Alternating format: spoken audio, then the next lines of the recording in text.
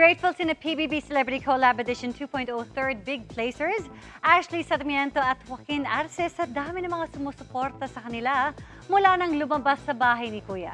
Si Ashley marami rin daw baon ng mga natutunan kabilang ang pagmamahal sa kanyang craft bilang artista. Makichika kay Nelson Canlas.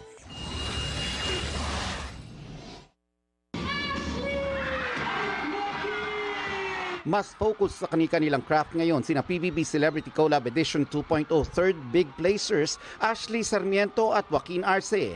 Marami raw silang natutunan habang nasa PBB journey na baon nila sa outside world. Super po, kaya din po talaga, yun din po talaga yung pinaka-goal ko po joining PBB. I really want for people to know me.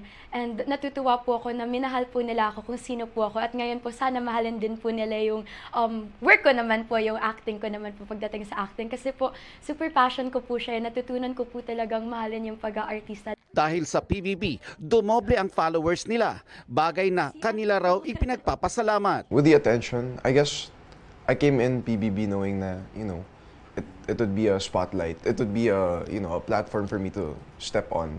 I just continue being myself. Because I guess yung mga tao, nakilala nila ako for being who I am. I do deal with it by showing my gratefulness to them.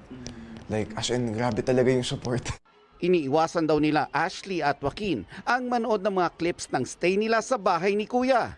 Cringe level daw para sa kanila ang maraming eksena nila noon. Ang dal ko sa girls' bedroom, kausap ko si Lela.